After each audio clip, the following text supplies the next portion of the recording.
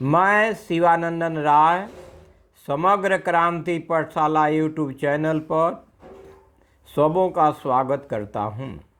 आज का विषय है बस्ती बस्ती में बचपन समारोह केंद्र खोलने के लिए चंपारण वासियों से अपील। पौराणिक एवं ऐतिहासिक महिमा से मंडित चंपारण आदि कवि महर्षि वाल्मीकि की काव्य भूमि, तथागत की तपोभूमि, चाणक्य चंद्रगुप्त की शासन भूमि, प्रियदर्शी अशोक की गौरव भूमि, राष्ट्रपिता महात्मा गांधी की कर्म भूमि है। नीलही कोठियों के अत्याचार का दंश इस धरती ने झेला है, किंतु राष्ट्रपिता बापू के नेतृत्व में नील के इन्हीं खेतों से सत्याग्रह की पगडंडी भी निकली है। इस धरती को इस बात का गौरव है कि यहीं से निकली हुई सत्याग्रह की पगडंडी आगे चलकर स्वतंत्रता आंदोलन का राजपथ बनी। यह धरती केवल स्वतंत्रता के द्वार को उन्मुक्त करने वाली ही नहीं, वरन सत्याग्रहियों का पावन तीर्थ भी है। उत्थान पतन के क्रम में गुलामी के दिनों में यहाँ की शिक्षा बिल्कुल बेजान हो गई। उस समय यहाँ विद्यालयों की संख्या नगण्य थी। आज़ादी के बाद विकास लड़ी की एक कड़ी शिक्षा कुसुम भी मुस्काया। कुशल, ईमानदार एवं समर्पित शिक्षाविदों के प्रयास से शिक्षा के क्षेत्र में नई चेतना का संचार हुआ। धनी गरीब सबके बच्चे प्रायः एक ही विद्यालय में पढ़ते थे। कम खर्च में गुणवत्तापूर्ण शिक्षा मिलती थी। भले पढ़ने वाले गरीब बच्चों की संख्या कम थी, लेकिन वे ऊंचे पदों को भी पा लेते थे। आज गरीब बच्चों में गुणवत्ता के अभाव की बात वातावरण में गूंज रही है, जो स्वस्थ देश समाज की निर्माण की राह में रोड़ा साबित हो रहा है। शिक्षा का महत्व तो पग पग पर परिलक्षित होता है।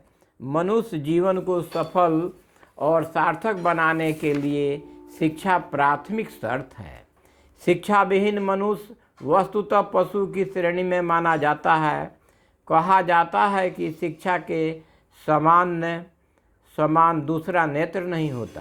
थोड़े में यही कहा जा सकता है कि शिक्षा प्राप्त करके ही मनुष्य स्वयं एवं समाज के लिए उपयोगी सिद्ध होता है। शिक्षा जन जन के प्राणवायु के रूप में है।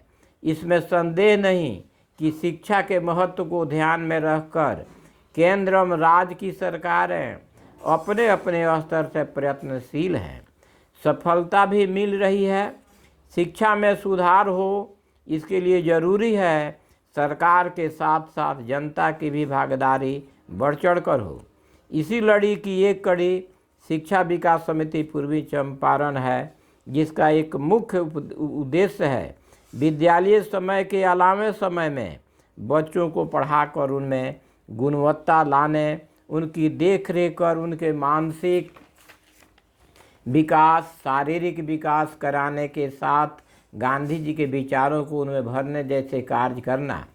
समिति के सदस्य कई प्रकार के होते हैं।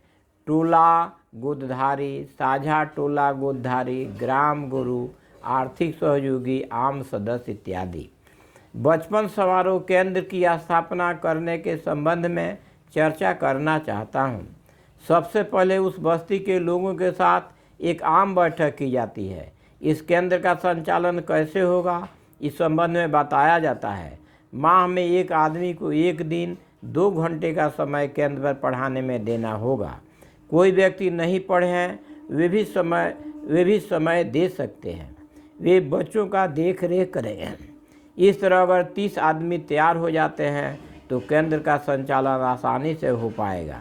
बच्चे, शिक्षक और छात्र दोनों की भूमिका निभाएंगे। नारा है, पढ़ेंगे पढ़ाएंगे, शिक्षा में आगे आएंगे। किसी बच्चे को 20 तक का पहाड़ा याद है, किसी को 10 तक का पहाड़ा जानने वाला 20 तक के पहाड़ा जानने वाले से 11 का पहाड़ा लिखा लेगा। 10 तक का पहाड़ा जानने वाला किसी दूसरे नए बच्चे को क ख ग पढ़ा सकता है।